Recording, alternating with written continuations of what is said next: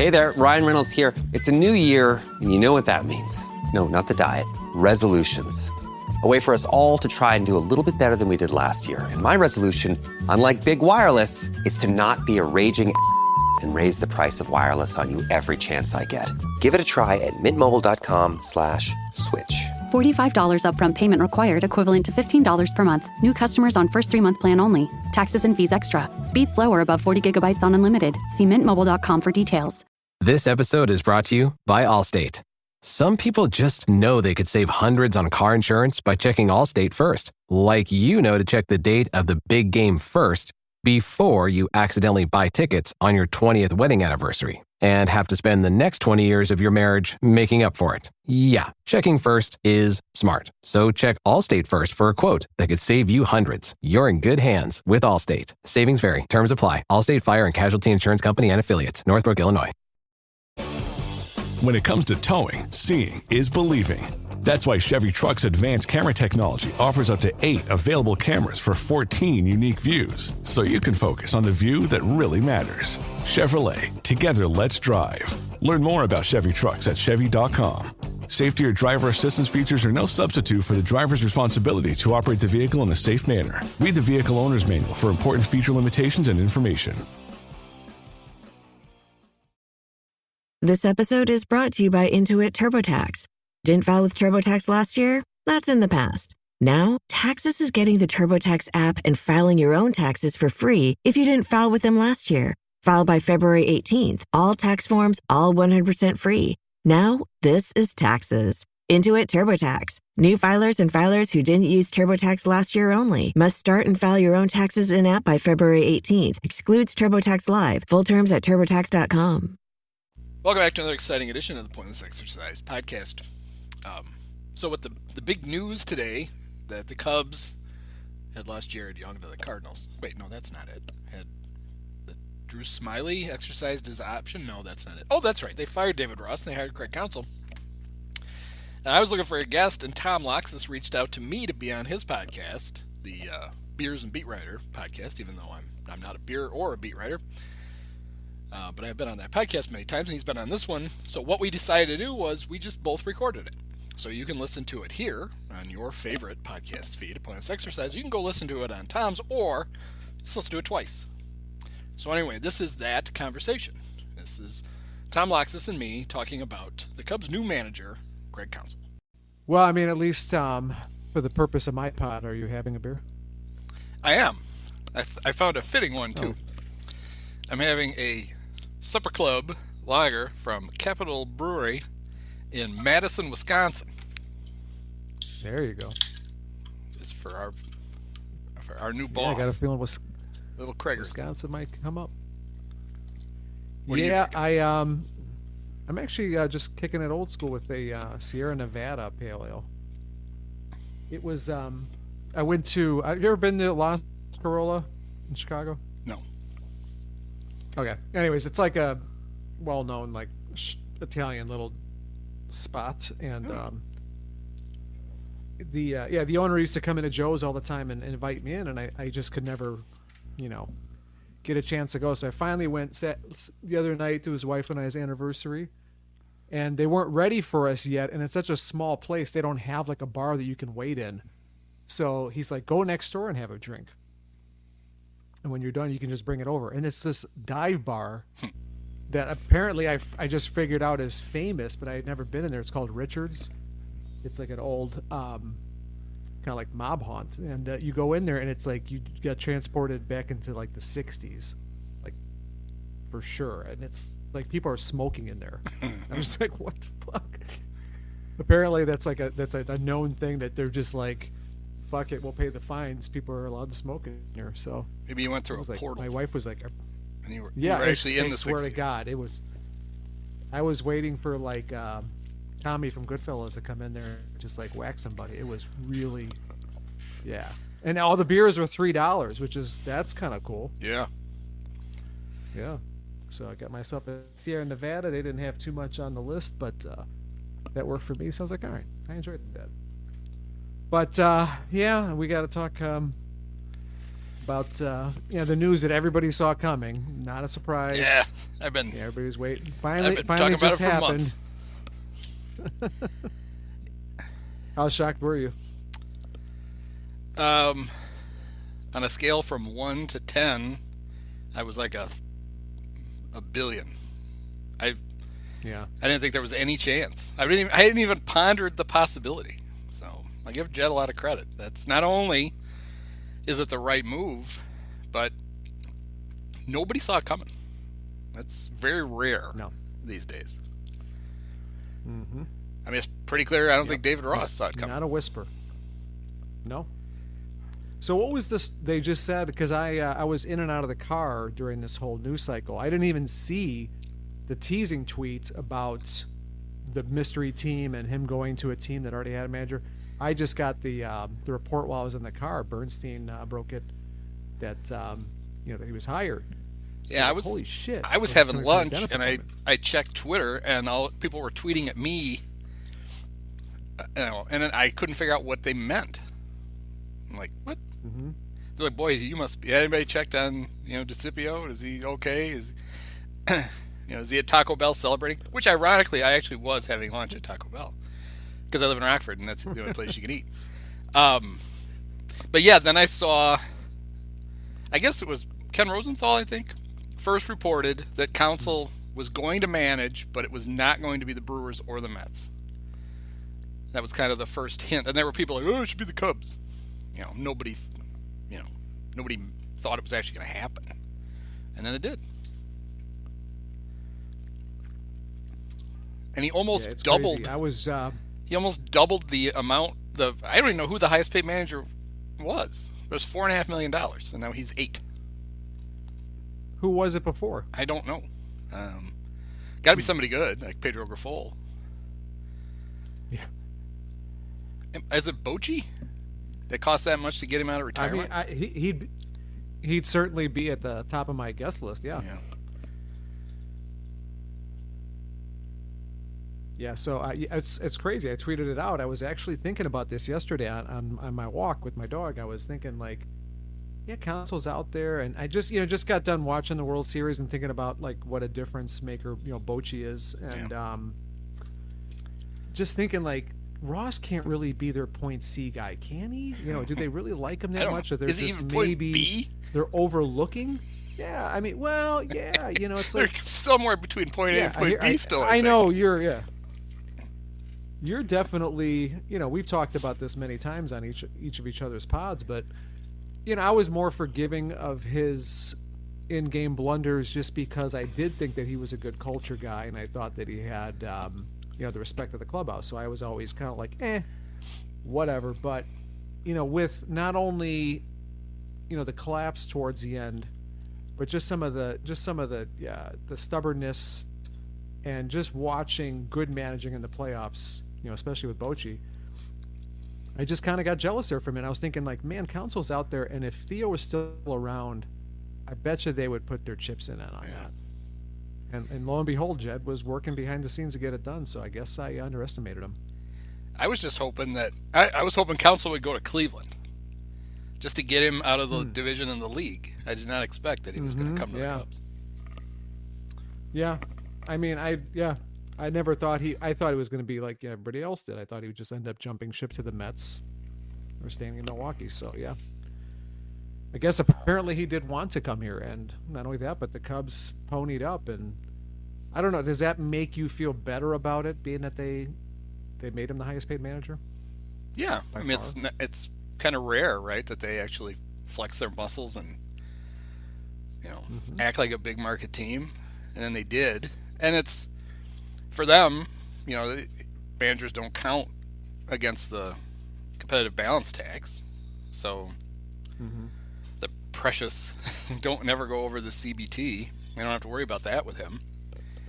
And you would think, right, that they told him they were going to spend money. I mean, why would he leave the Brewers to come to the Cubs if they were going to operate like the Brewers? So. Yeah, that's true. And at the same time, though, they did pay him well. So, I mean, I think that's, to their credit. Yeah. I guess that would be the only fear, right? That they sold Tom on, we'll pay him more, but He can win with a cheap roster. He's done it before. That's not what we're looking for, guys. I mean, I don't think that that's going to be the case, but I also don't know if I subscribe to everybody who jumped to the next conclusion that, you know, they're getting Ohtani or they're getting this all-star team put together because they got Counsell. And it's like, I just don't see those connections yet. No. But I do think that they're going to try to get a couple of boppers on this team, and we could talk about that. I mean, do you think getting him makes them a more attractive free agent destination? I can't see that. Possibly. I mean, he certainly doesn't make them less attractive. He's a good manager. But I mean, there are all these guys out there who are like, you know what I want to play for? It's Craig Counsell. I don't see it. I think his value is in managing the guys you get him. Mm-hmm. Not in going out and actually. Yeah, I mean, I don't. Well, yeah. Remember when they hired Dusty? Everybody said, "Oh, he's going to be like the Pied Piper." And well, he did. Like they got Ramon really. Martinez and Lenny Harris, and he brought all the guys in. Yeah, all the great ones. Yeah, that never happened. Yeah, but at the same time, I also thought back then the same thing, that Dusty was the best at getting the most out of his roster, and this is probably the third time as a Cub fan actually that I felt that they went out and got one of the top 5 managers in the game, no question about it. Okay, so that would be this one at that time. Joe Madden, and Dale Svain. And at the time, right? Dusty. Those were the 3. Yeah. Preston Gomez. Tom Troublehorn. Oh, Troublehorn. Yeah. The last time they snagged somebody from the Brewers. Woo. Yeah. If Craig is standing in front of the firehouse 2 weeks into the season, things have gone very bad. Yeah, I don't know that he attracts any free agents, but I definitely think it gives them credibility. And I just think it says they're open for business. So I don't know as far as the free agent market goes, how things are going to go, but I do think the first thing they're going to do is trade from the prospect depth and try to get either, like a Soto or an Alonso. What do you think? What's your feeling on those? I mean, they should. I mean, maybe the thing that this makes me feel best about is this idea that there are these precious things that they can't part with. When they liked Ross, there's no doubt about it, but they're like, "Ooh, we get somebody better." Yeah, that sort of makes you optimistic when they look at their prospects. That they're like, "Yeah, he's good, but we can use him to get somebody better." That's the idea. That's how a real franchise operates, and this is at least a sign that that's how the Cubs want to operate. Yeah. Like I said, I really thought that the days of this kind of move was gone with Theo. Like, I really didn't think Jed had it in him, and I tipped my hat. It's funny. Somebody compared the fact that it was so quiet and then it happened to Joe, and I'm like, I remember they had to court him. Like, we knew they were going after Joe. This wasn't a secret. Oh, yeah. So I'm like, I don't think the comparison is apt. In that it was a very, very good manager is available, and people don't think you need one, and you decide you do, and you go get him. That's the same part. But the idea that was the secret. I mean, they had to go find him in his camper and drink beer with him on a beach somewhere in Florida, right? I mean, we knew it was happening. Mm-hmm. Yeah, no, and I actually, it doesn't really matter, but I even tweeted that out back then that they were making those overtures, and there was no guarantee, but they definitely were interested, and people at that time were like, no, that's not going to happen, and that's a kind of move. I mean, and this one even feels more cold-blooded because Ross is their guy. He's always been connected to them in some way, and it had to really stung for them to do it this way because I never thought he'd be gone after that press conference for just some reason. Everybody was like, listen to Ricketts' comments, and I mean, that just goes to show you though, some of that shit just can't be, taken. It has to be taken with a grain of salt. So hopefully we've all learned that lesson. So don't regurgitate those quotes anymore. Well, and it sounds like I'm still surprised. It sounds like Jed really had to hustle on this because if you wanted to talk to him before November 1st, you had to get permission from the Brewers. And the Cubs didn't do that. They waited until after November 1st, which means this all happened in 5 days. Mm-hmm. So I think this surely caught the Brewers by surprise too, which is fine with me. So I don't know how long. It was almost like maybe the Cubs kind of sat back and went, he's still out there. Like, teams have gotten permission, but he hasn't signed with anybody yet. Why not us? And then they just overwhelmed him with, Mark Adonasio was apparently complaining tonight that Craig didn't come back to them to have them top the offer. It's like, you guys offered him $5.5 million. If you had $8.5 million to offer him, you should have offered it before. When somebody blows your offer away, that guy doesn't have to come back and be like, "Can you top this?" It's not, you're not selling used cars, even though the former owner of the Brewers, that's what he did. So I found that to be pretty funny. Yeah, and if I could see if it was maybe like a $500,000, then you go back and be like, hey, I'm not gonna fuck you guys over for $500,000, but yeah, that's quite a lot of money. And at the same time, yeah, I heard he was he said, "Are you screwing with me?" when he said that it's the Cubs. So yeah, that's gotta sting a little bit. Yeah, who had to drive down to tell Rossi? Sides. Was it Carter? Did Carter have to knock on the door this time because Jed had to do it for Rick? Yeah, so what is the story? They did it yesterday? I don't know. I kind of feel like it must have just happened today, like this morning. Like they just called him and said, "Thanks for everything. We don't need you anymore. Hey, guess what? You could be on the next season of Dancing with the Stars. Maybe they have like a Legends competition. You could get in that because you're free." Do we know how much they're paying him? Go back into broadcasting. Is it like $3.5 million? That sounds about right. So they're going to have to pay $11.5 million to managers next year. Yeah, Ross on the hook for I think just one more year. Yeah, with an option. So he's got some kind of buyout for 25. Okay. Well, yeah. I mean, that makes it even more impressive that they did that, because everybody would usually say, "Oh no, they're not going to pay somebody not to manage." Maybe the Brewers will hire him. The Cubs, that's fine. We don't have to pay him. That would be. No, we're only paying him $1, Tom. We get better and they get worse. Yeah, I wouldn't mind that at all if he managed in division. That would be good. This episode is brought to you by Allstate. Some people just know they could save hundreds on car insurance by checking Allstate first, like to check the date of the big game first before you accidentally buy tickets on your 20th wedding anniversary and have to spend the next 20 years of your marriage making up for it. Yeah, checking first is smart. So check Allstate first for a quote that could save you hundreds. You're in good hands with Allstate. Savings vary. Terms apply. Allstate Fire and Casualty Insurance Company and Affiliates. Northbrook, Illinois. Yeah, again, it's I mean, as a player and as a guy who was, a huge part of the the 2016 thing, more so as also kind of like a coach on the field. I'll always remember, that scene in the dugout when Ross and Rizzo are talking, and Rizzo saying, "Does it get better or does it get easier?" And he's like, "No, it's going to get a lot worse." Yeah.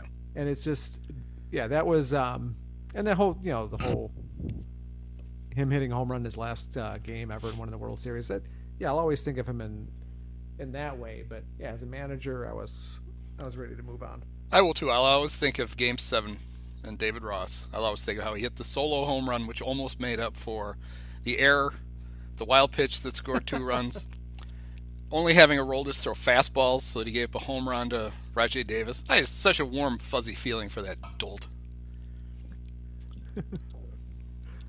He was like, got me there. He was like -5. I'm trying to be positive. Well, I'm positively happy that he's gone. Can't wait for him to pop up on Marquee. That'll be great. Yeah. Yeah, I think what a Greenberg roller coaster of emotions for saying, Boog. Yesterday, celebrating Ian Happ's Gold Glove, and then today, the depression hits when his little buddy Dave Ross loses his job. Terrible. Yeah. I mean, it's hard to quantify managers, but I don't know. If I was starting a team, he'd be my guy. I think I would pick him. Yeah, I think he's the best manager you could get. And maybe if Terry Francona was 15 years younger, but he's not. Mm-hmm. Or Bochy, right? Or Boch, who I'm just watching him try to walk to the mound. It's like, Bruce, how long are you going to manage with those hips? How old is Counsell? 53, right? Yeah. He could be the Cub manager for the next 30 years. Or the 5. Something like that. It is funny, though. Ross he was there 4 years, right? That's a pretty select number of managers who've made it 5 years with the Cubs. Joe Madden did it. Dusty didn't do it. Leo DeRocher did.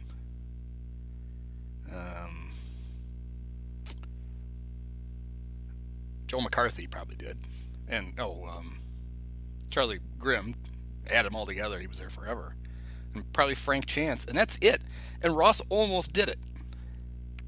If this doesn't happen, wow, we got him.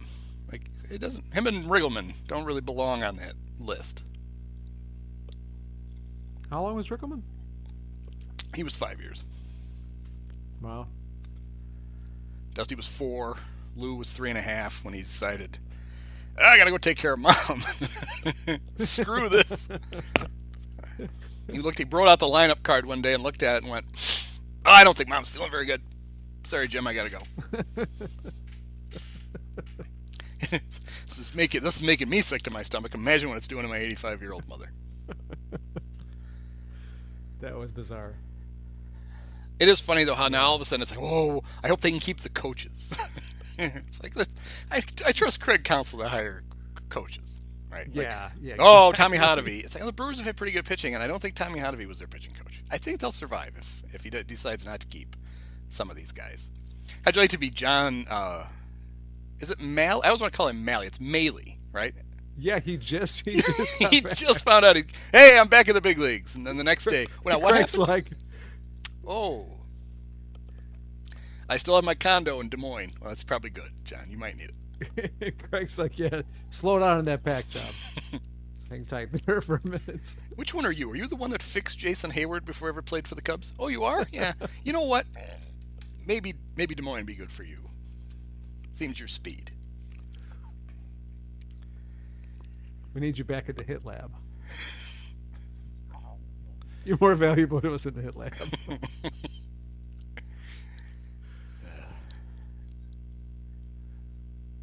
I was going to say, Riggleman. How do you feel about Riggleman? Where does he rank on your? He seemed like a nice man. He wasn't bad. I would say he was not a bad man. He was fit. Yeah, I would say he was probably an average big league manager, which for the Cubs was progress. Everybody remembers they had the big run in obviously '98, that ridiculous season. They had they would never die in '95, his first year. But he also, I believe, presided over 2 different stints where the Cubs lost.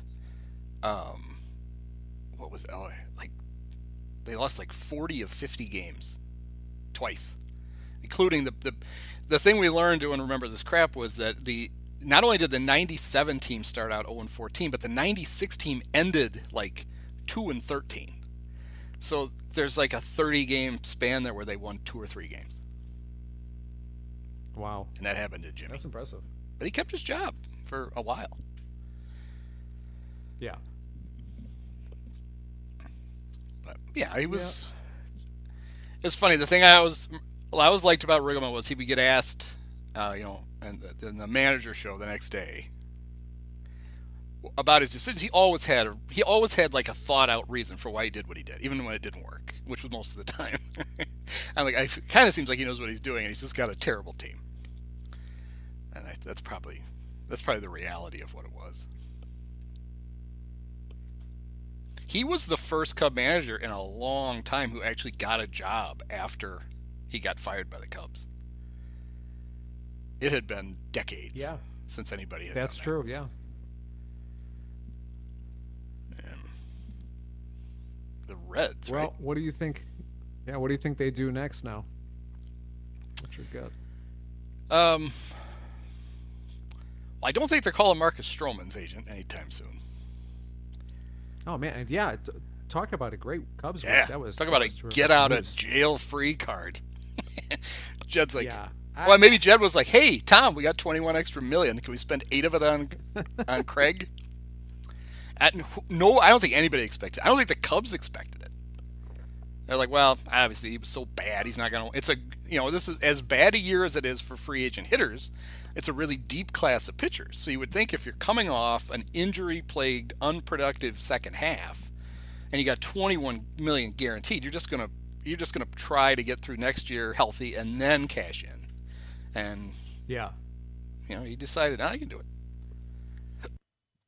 I mean, he'll probably get a 3-year deal.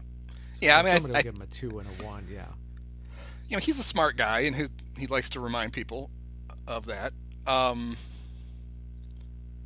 He I'm sure could see the writing on the wall. The Cubs, while they were apparently talking to Hendricks about, hey, you've got an option, but maybe we could do a 2 or 3 year deal. They were not having those talks with him. So I think he's like, you know what, at my age, if I can get 2 or 3 years from somebody in the offseason instead of taking the 1 with the Cubs, and then I might as well do that. I've also had a couple of people tell me that Cub players would not have been terribly disappointed by the news that Marcus wasn't coming back. No. That it's not like they hate Marcus, but I think people get tired of him. He's got a shelf life. And they were kind of like, oh, because I think there were a lot of players who were looking forward to the fact he was going to opt out when he was pitching so well. Like, hey, this is fine. He's pitching well for us, and maybe we'll win, and then he's going to go somewhere else, and then we won't have to deal with him anymore. And then they kind of resigned themselves to, well, I guess we got 1 more year with him, and then he didn't. So he can wow some other broadcast team with his tales of throwing his bullpen barefoot and pitching backwards in front of a mirror in his hotel room, and all the crap that Marquis just ate up like it was this most, just the smartest stuff they'd ever heard. It's like, that just seems, all of it seems pointless. Well, Marquis is going to stick around, so you're still going to have something to bitch about. But at least, yeah, Ross is definitely going to take away some of your material. Well, I'm fine with them going on about how great the manager is if he's actually doing a good job. Yeah. It was the thing that irritates me about Marquis the most is just the trying to sell you about how great everything is when you're watching it. You're like, no, it's not. It's like, just don't insult our intelligence and telling us what a great job Ross is doing when the lineup is screwed up. And well, that was the other thing that happened today. Was all of a sudden you're getting all the alibis. This is not fair to Ross. People were blaming him for the lineup. He didn't make out the lineup. The front office did. And he didn't handle the pitching staff. Tommy Hotovy did. And then Sahadev threw out something today about how he got criticized for his in-game moves, but a lot of that was Andy Green. It's like, all right, so if he's not making out the lineup, and he's not running the pitching, and he's not making the in-game moves, what is he doing? Why do they need him? I don't buy any of that, right? He's a manager. He was managing. And he was just at it. Now, he wasn't terrible, but he wasn't good. And there's this idea that, a good manager is worth 2 or 3 wins. I believe that. I don't believe that you change managers and all of a sudden you're 10 games better because of his brilliance. But I do think the bad manager is worth more than 2 losses. A bad manager can screw up a lot of stuff. And I don't think Ross was neutral. I think he was more bad than he was average. And I think it contributed to the fact that they missed the playoffs. And maybe, there was all this. I'm still a little worried that the Cubs are going to look at the Diamondbacks and be like, look how close we were. They only won 1 more game than us, and they went to the World Series. We must be close. And not learn the right lesson out. Because number one, I don't think they're that. I think the Diamondbacks proved the last 2 weeks when they beat the crap out of the Cubs repeatedly, they were a lot better than the Cubs were. But I don't want them then to think, if we just had a manager who could have won some of those games, we'd have been in the playoffs. So this could be the difference. It's like, this will help, absolutely, but you still have to find players. You need better players. You don't have good enough players. You'll have a very tough time if you ran that same team out there again next year. You'd have a very tough time, even with a better manager, winning the same amount of games. Not because they're going to miss Ross, but because they're not as good as a lot of the teams they play. But they can fix that. They're the Cubs. They have resources. They have prospects to trade. They have money to spend. They can build on last year and get better, but they have to actually do it. And I still worry a little bit that they overrate how close they were, because the team that narrowly beat them, even though it beat them 6 out of 7 times, went to the World Series. Yeah, and I was actually going to ask you about that, and I've got Sahadov coming on next week, and I was going to ask him, like, all year I kept on thinking there's still a lot of players away, because you look at the Braves, as kind of like the measuring stick, and they just seemed, so loaded. And even though, or the Dodgers even, and even though those two teams got knocked out of the playoffs, and then you see the Diamondbacks and the Rangers at the end, and you think, well, the Cubs aren't that far away from those teams. But yeah, in reality, they still were. But does it take? I mean, how many players do you think they really are away from being a real contender? I mean, it depends. It could obviously, be as little. It could be, yeah, how impactful they are. But I mean, it could be as little as like 3 players, let's say, maybe even 4, that could really make a huge difference. Now I'm not talking about Ohtani. We're just saying, like, I think if they got a couple of boppers, another top of the rotation pitcher to replace Stroman, and another, back end of the bullpen guy. Yeah, that's a huge swing right there. To me, the big question is, they didn't have enough with Cody last year, so it's not enough to just re-sign him or replace him. You need another hitter on top of it, at least one, because it's not good enough. So that's, I guess, is where I'm a little concerned. Like, even if they have to hold their nose and pay him more than they wanted, you can't stop there. Having Cody Bellinger back would be great, but you need Cody Bellinger and somebody else. You still need then to try to make the deal for Soto, or to go get Pete Alonso. You need another bat. They still don't hit very many home runs. It's amazing. They talk about it all the time, that it's their, you got to be. It's tough to string a lot of hits together. You got to be a quick strike offense, and that's what we're looking for. And then they still don't have very many guys who can actually homer. So you're going to have to find somebody like that. You'd have to worry about, as good as Justin Steele was, he blew past the most innings he'd ever pitched. Doesn't mean he's going to get hurt next year, but he might not be as effective again. So you need another guy of his caliber at the top of that rotation. So you can't just go, well, we've got him, and we've got Kyle, and we've got the great Jameson Taillon, and maybe we can just, like, no, you need to shop at the top of the pitching market too. Even if you've got Ben Brown and Cade Horton and those guys coming, because you need. Theo used to talk about it all the time. 5 pitchers, 5 starters is not enough. You need 7 or 8, because you're going to need them. And they've got to do something with the back end of that bullpen. I mean, I wonder how much of their dissatisfaction with Ross was how much he used the same 3 guys all the time in the bullpen, even in games that they should have been able to feel like they had in hand. But he was still going to pitch Merriweather and Fulmer and Adbert. And by the end of the season, Adbert was hurt, and Fulmer had to cut Tommy John disease, and Merriweather wasn't as effective because his arm was hanging down to his knees. So you've got to you've got to do 2 things. You have to get more arms for the back of that bullpen, and then you have to get a manager, and I think they've got one now, who can figure out there is a difference between a 4-run lead and a 1 or a 2-run lead especially in July. You know, you can only pitch these guys so much. You're going to have to trust other guys to get you there. But it's also up to Jed to find guys to eat those innings. Well, I would be an advocate of reuniting Counsell with Josh Hader. I think that just, as much as he was a turd for a while there, I feel like that is the kind of guy that moves everybody, up a slot in that bullpen and just gives him a lot more flexibility. You could use either he or Adbert as your closer, based on how much, he's never been a guy that has to close every game. So yeah, that makes your bullpen dangerous. I'd be fine with that. He can be, if he's going to be a turd, he might as well be our turd. Yeah. Instead of somebody else's. And so apparently he's apologized for a lot of the shit that was out there before, and he's growing up a little bit, hopefully. But yeah, but yeah, it's you gotta have a few on your team. Yeah, we had to look the other way.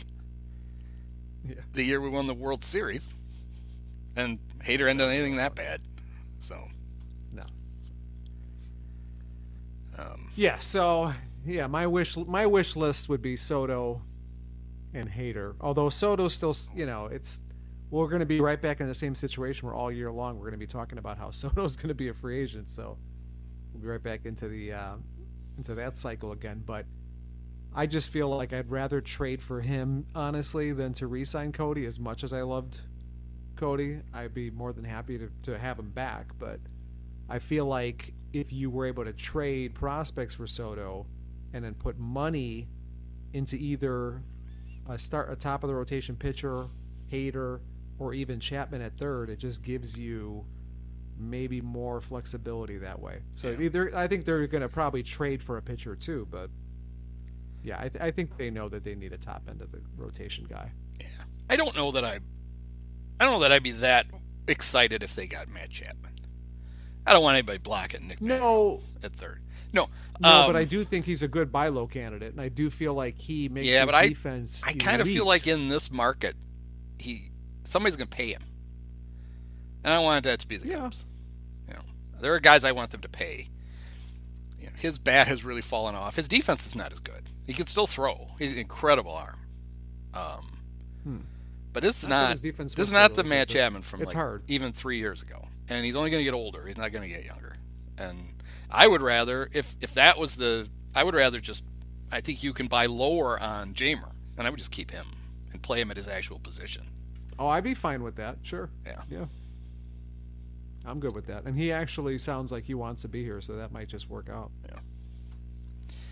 Yeah. I got no problem with that. Yeah, with Juan Soto, you're talking about, he's still like 24.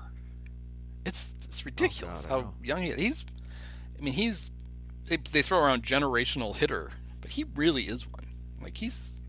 Oh yeah. Yeah, if you could get him instead of Cody, and you thought you had a good chance of keeping him, I think it's a no-brainer. You take him over Cody. What I wonder about Cody is, and obviously the reason you switch to Scott Boras is, you let him do his thing. But I wonder how many teams are leery of how much of his turnaround can be sustained. From watching him every day, I think Cub fans feel like he was just good, right? Like he should be able to continue to do that from our uneducated look. And then Keith Law was talking about it, and he said the reason he would buy Cody is there were tangible things Cody changed. Like you can see it. Sometimes a guy comes back and has a comeback year and he didn't really change anything. And you just worry that, he basically got hot for a prolonged period of time, and what you're buying is the thing that really isn't improved. Cody changed his setup. He changed it. His shoulder was healthy. He was able to swing the way he wanted, and barring getting injured again, which could happen to anybody that you sign, he should still be pretty good. But I just wonder. I know there are teams that have to look. He was so bad. It's not like he was kind of bad in 21 and 22. He was terrible. He was almost unplayable. And, you're looking at it like, well, he's not going to get 10 years, but he's going to get 7 probably. Yeah. And you're looking at it like, what are the odds that this guy, who over the last from 20 to 23 has been kind of bad, really bad, terrible, and then good. How confident are we that we're going to get 7 good years out of that? Or even 5? So he might not, although it only takes one. I guess that's the argument, right? One team that's like, got to have him. We missed out on Shohei. We got all this money. We're just going to give it to Cody. But I do feel like, I feel like there are people who think he's going to get like $30 million a year for 8 years. He's not. Crazy Jim Bowden from The Athletic, he's really good at 2 things. He's really good at putting together like realistic trade packages for players in his little columns. Like, you tell he was a weirdo, but he was a good GM when he was a GM.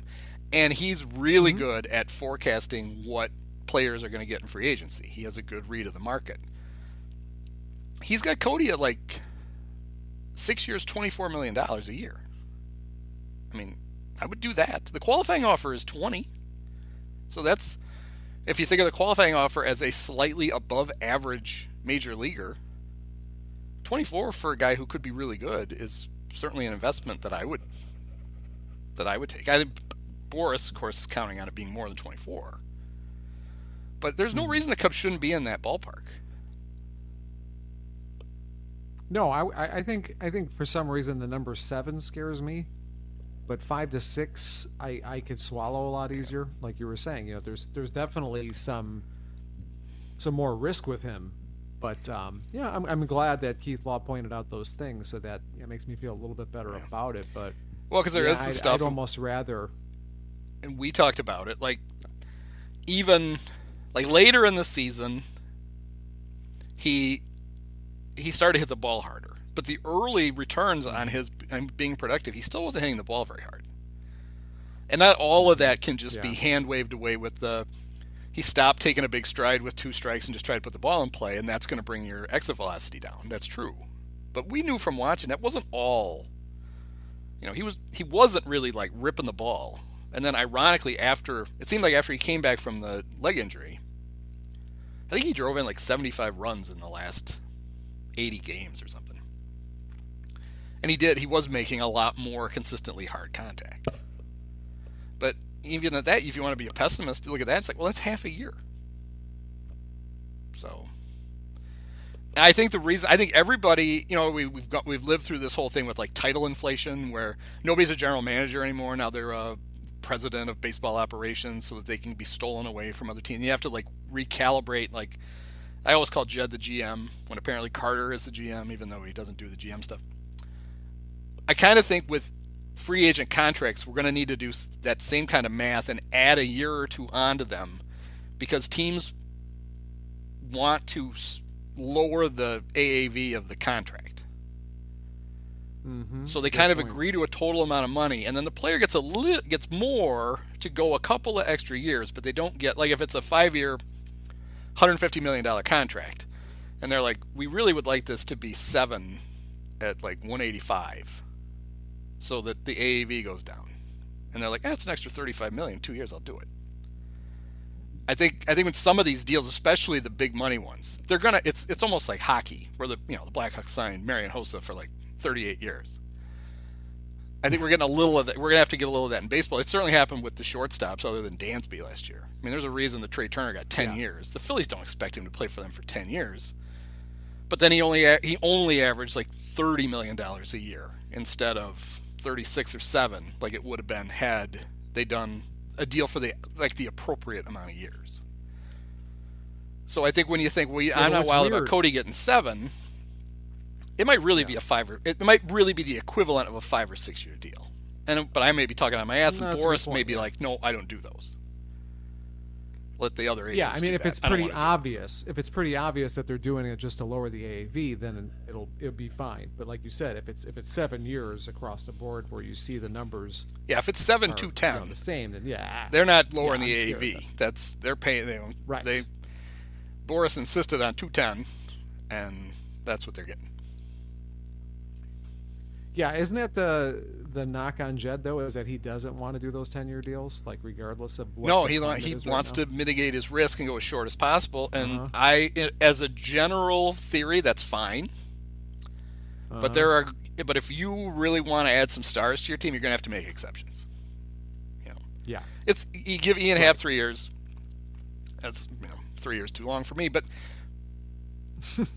that's not a huge commitment, right? You can do that, but you're not getting Cody for 3. Back-to-back Gold Glove, Ian Happ. Yeah, with his -2 defensive runs saved. Somebody asked me today, they're like, what's going to happen the first time Counsell bats Happ third? I'm like, well, first of all, he's not going to. But even if he does, it's going to be fine because if he thinks it's smart, I'm okay with it. Well, I mean, the Ross, difference I knew that would be was if CTE. if Happ, yeah, the all-time major league leader in concussions. Amazing that he struggled in the dugout. If Happ's batting third under Counsell, it means he's hitting like a third hitter. That was the problem with Ross just keep batting him third over and over again. It's like he's not hitting like a 3 hitter. He doesn't deserve to be there, Rossi. Just because he wants to bat there, I don't give a shit. I think I've talked about this with you. I still think the reason they didn't lead him off is because he has to stare at those stupid dots in his helmet, and he doesn't have enough time to do it to lead off a game. It's, but getting back to his defense, it's funny to me that the same people who will tell you that Nick Madrigal is this, plus defender at third because of his defensive runs saved, conveniently ignore the fact that Happ was negative this year in left field. You know how hard it is to be negative in left field? I mean, you're already great on a curve out there. I was really hoping he would lose the Gold Glove to Eddie Rosario. Because Eddie Rosario, I looked it up, over the last month of the season, Brian Snitker routinely took Eddie out for defense because he has such a bad arm. He almost won the Gold Glove. It would be like Gary Matthews winning it in 1984 with, Gary Woods always coming in to play the 8th and the 9th because they were worried that Sarge couldn't catch a fly ball. That's how that was the competition that Happ had for this prestigious award. Was basically a part-time left fielder who can't throw. Congratulations. Gary Woods. See, now you're tugging at my heartstrings. Great mustache. Yeah, he'd have an obvious shirt, right? Yes, he would. Somehow. Gary Woods, Did if you he get? could. Did you get a? Something like that. Did you get a hold of a Tyson Bagent shirt? Oh, I'm waiting for the Hall of Fame one. The best thing about I don't know why I was driving around. I just got done with a dental appointment and I was listening to sports radio, which I don't do as much as I used to, and I couldn't stop myself from listening to it. It was just so funny. I just had heard a Tyson Bagent Drew Brees comparison, and then the news broke on Counsell, and I was like, thank God. Yeah. I can't take this anymore. I don't listen to sports radio either, but I have to, today's the kind of day when you turn it on because you get the immediate. Yeah. Now, now that the first few hours have passed, now you can just go into, you can find podcasts like these. You don't need the sports radio. But I listened to Spiegels and Parkins for a while, and Spiegel is clearly conflicted with this. He really liked Ross, and he wasn't cool. It was funny. You could tell he was trying to have to talk himself into it. It's it doesn't. Speaks is he's just a warm-hearted guy. He feels bad about it because from a human standpoint, but he knows that Counsell's the right guy. So I was thinking about this. Bernstein actually did have a funny line. Bernstein just said one thing he said was that he's a single issue voter on this. He said just for the bunt situation alone, I'm all about Counsell over Ross. Yeah. So I was thinking about this. Let's see what you think. I think this has happened twice to Cub managers now. I think Ricky Renteria deserved to get let go less than Ross did. Because Rick had taken over, he'd inherited, the mess from Dale, but it really wasn't Dale's mess because it was the Cubs were rebuilding and trying to lose. But those Cubs at the end of 2014, you really felt like they were starting to get something going, like they were putting something together. And Ricky was getting a lot of credit for the way, Dale was so rough on like Castro and Rizzo, was going to want them demoted and all that stuff. And there was Ricky. They were playing well, and you could kind of see the Cubs coming. Where with Ross, you're literally coming off the Cubs gagging away, in effect, 3 playoff spots. Right? Like there was a time with, I guess they weren't that close to the Phillies, so maybe 2 playoff spots, where they were pretty close. They either should have been the second or the third wild card. They had 2 cracks at it and managed to screw them both up. So I was thinking to myself, I'm like, I think Ricky had a bigger reason to be upset than Ross does. Because Ricky had done a better job in his final season than Ross did in his. Yeah, you could say that. It makes point. Good point. I think, if anything, people can argue over Ross's whole, stint with the Cubs that he never was really given, a full-on contender. Yeah, but neither was Renteria, so yeah, I think it's a good point. Yeah, Ross, you can't argue that there was some rough, he shows up and there's COVID. That whole season shot to hell. And actually at the beginning of that, he did a really good job. They were 13-3. That start is what got them into the playoffs. Then in 21, they said they were going for it one last time, but they traded you before the season started, so they really weren't. And then 22 is a full-on rebuild. 23, they're trying to contend, but they're giving him Trey Mancini and Eric Hosmer, but at the same time, he's the one who's going to prove it to us all by making Nick Madrigal a third baseman and playing him, and batting Happ third, and blah blah blah. So. You got paid a lot of money to eat some shit over those years. So I can't feel that sorry for him. No, I don't. No. I don't know. I really don't think he's going to manage again right away. I think he'll go back in the broadcast booth, and I think that's probably a good spot for him. But at the same time, yeah, it wouldn't surprise me if he gets the itch in a couple years. But yeah, I think you'll see him back on. Back in a broadcast booth next year. Collect that check. Yeah, I'll be interested to see what teams think he did a good job and want to hire him. Because it'll be somebody. You see guys get second chances where you're like, holy shit, this guy? And he wasn't a disaster. Oh, yeah. So somebody will hire him. To me, it'll be interesting to see who does it. Yeah. Hopefully the Cardinals. It'll happen. But, yeah. It's pretty clear. They might hire Yachty to be a coach next year. If you're Oliver Marmol and they add Yachty to your staff, you might as well just pack your shit up. Yeah, it's happening. You'd be lucky to make it a month. Yep. Yikes. Yep. All right, well, I got a boogie soon, so any more thoughts? No, I think I've dropped all of my pearls of wisdom. It was... Yeah, overall, though, just a great... It really felt like the Cubs were back. It, brought me back. Just, shocked me back to, a different time. So I was like, I remember this feeling. Them doing this kind of shit. I think it was Lawrence, maybe, who said... give the Ricketts all the shit you want, and I will give them lots. Mm-hmm. The Cubs do seem like the team that goes for it the most of any of the teams in the city. They should go for it more. I think they have a bigger advantage in their situation than anybody else. But at least they occasionally rise up and go, and act like big boys, and they sure did today. It was shocking and very impressive. Yeah, again, very impressed. I owe Jed an apology for underestimating him, and yeah, hopefully it's a good off season. I do feel that I don't think Counsell equals Ohtani or anything like that, but at the same time, I do expect Jed to make a couple of good trades, and I do feel like they'll be players in the free agent market, and I think that they'll be contenders next year.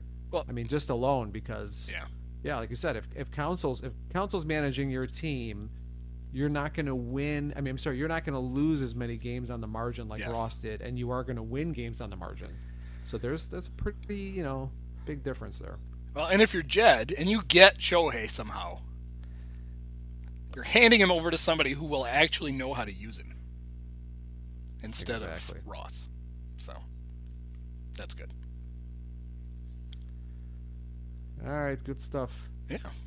Well, thanks. Many of us have herpes. It's fitting. It's got to be done with one of the best games of all time. Just unbelievable. Got to congratulate the Dolan family.